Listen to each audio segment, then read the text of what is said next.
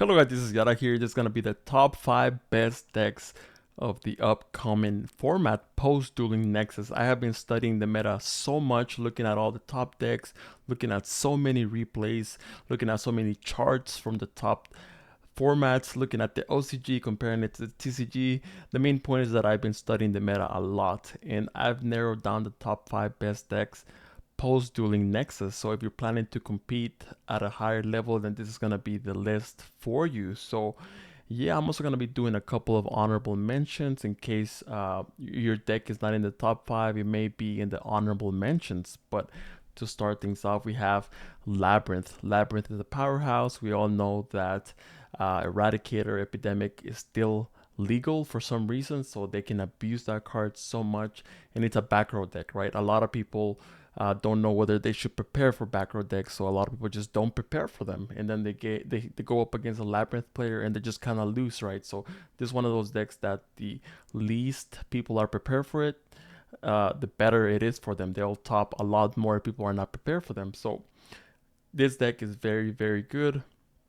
Being able to destroy cards from your hand every single turn, kind of insane. We've seen two different versions. We've seen the lockdown version where they run stuff like skill drain, goes in match, rivalry. We've also seen the furniture version where they kind of like to play during your turn. So you better be prepared for Labyrinth. This is a powerhouse. It is the best back row deck right now. So now that was number 5, and now we're gonna go to number 4. So for number 4, we have Sprite. All the variants of Sprite. There's just so many of them that I didn't want to list them all out.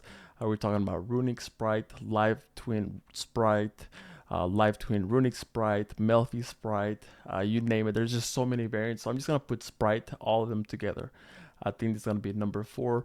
Sprite has been getting touched almost every single ban list ever since they were performing, but it's still very good, right? You open 4 non-engine, 4 hand traps, 4 board breakers plus starter, and then you win the game, right? You just win the game. A starter is such a crazy card, even though it's semi-limited. But blue, one of the best cards of the Sprite engine.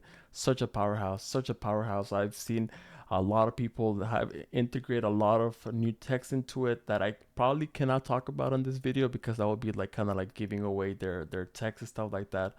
So I won't talk about it, but let me just tell you, the level 2 pool in Yu-Gi-Oh is huge, right? It's huge. So Sprite is still a powerhouse. Being able to set up monster interruptions plus back row interruptions plus hand traps, pretty insane. Smashers is a hell of a card, right? So Sprite will be at number 4. So now for number 3, we have Dragon Link. Dragon Link is able to abuse the Bestials, Magnamut, Soranir, Lubellion, you name it.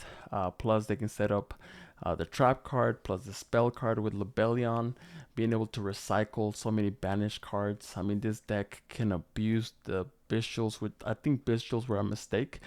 Bestials were kind of like, oh, we need to release this to stop Tier because Tier was dominating. But Tier got destroyed, but the Bestials are still around, right? They had not been touched at all. So Bestials are insane. Disbaters, one heck of a card, being able to special summon plus negate. They can set up Baron. They will OTK you if you set up 1 or 2 interruptions. Dragon Link will OTK you, right? They only lose to stuff like Macrocosmos or Shifter that kind of floodgate them and they can't do anything about them.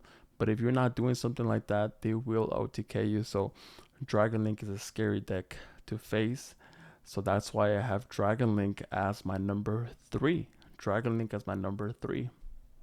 Now for the number 2, we have Castira.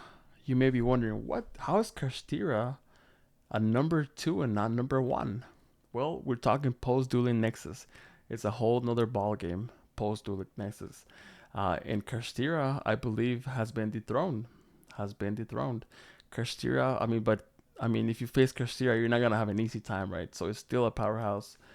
Being able to set up a Macrocosmos, which is a Rise Heart, or if they don't want to set up Macrocosmos, they can go into Fenrir, they can go into Unicorn, Ogre, I mean, you name it. They don't lose to any floodgate in the game. Summon limit, they can out it with Fenrir. Skill drain, they have big bodies, plus the field spell can help them pop the floodgates.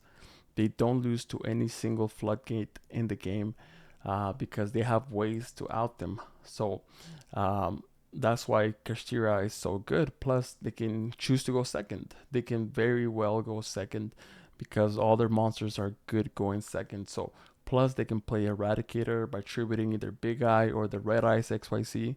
So Castira has won multiple events because they're a powerhouse, right? Let's not downplay them. They're a powerhouse. I don't think a Riseheart is going to survive another ban list, but meanwhile, it's still here. So that's why I have Castira as my number 2. And now for number 1. You've been waiting for number 1, but before we get there, I have some honorable mentions. So honorable mentions, we have Rika Sonavalon. He won a big event recently. It's pretty much untouched. 1 card starter, can set up the sheet, can set up the field spell, can set up Regulus, can set up multiple abounds, multiple interruptions, layered even in the graveyard or on hand. So you better watch out for Rika, because if you don't know what the deck does, it's won multiple events, guys. It's top multiple events. So Rika Sonavalon should be in the radar for you. That's an honorable mention. Flounderies is another honorable mention. They can set up M-Pen, which negates all link monsters basically, plus the trap card, which is a Risa bounce, or they can stack your deck. So if you get in the grind game with Flounderies, you lose that game because they can recycle all the resources. So Flounderies, I know the power of Flounderies. I've topped multiple times locals, in case tournaments with Flounderies. So that's why. And branded, we all know the problem with branded. They lose to Ash Blossoms. But if people start replacing Ash Blossoms with board breakers like Dark Ruler or Evenly, they're like, hey, that's free real estate for us. So don't get rid of Ash Blossoms. Keep them in your main deck. Just a little advice I want to give you guys.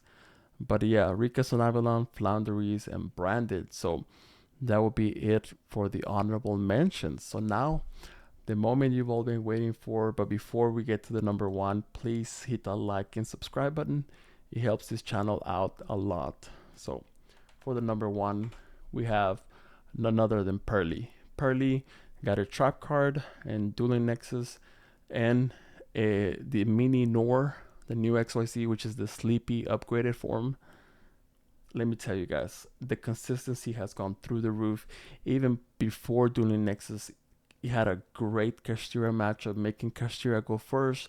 They just go into Zeus, run a lot of Book of Moons and Eclipses, and pretty much just Zeus turbo them, and they can't do nothing to stop you. So Pearly, a bunch of quick plays that can set up full boards by themselves. Pretty insane. This deck can play under Shifter. It doesn't fold to Shifter because they'll just Zeus you, right? It doesn't really matter. And going second, they have very good time versus Castira. And going first, I mean, they can set up a beefy Nor with a bunch of putbacks. Pretty insane. Being able to reliably set up the trap card, the Purely Leap, plus a Nor, plus a draw 4 during the opponent's turn is pretty crazy. I did a deck profile. In case you guys haven't checked it out, will be one of the most recent videos where I discuss how broken being able to draw Sleepy is. It equals a draw 4, and I show off the combo. So if you're not ready for Pearly, this deck will catch you by surprise, but will catch you with your pants down. And don't let them catch you with your pants down, because they have no mercy. They have no mercy. But yep, that will be wrap up the top 5. Hope you guys enjoy. Do you agree? Do you disagree? Put it in the comments below. But as always, this was Yara here, and I'll catch you on the next video. Take care.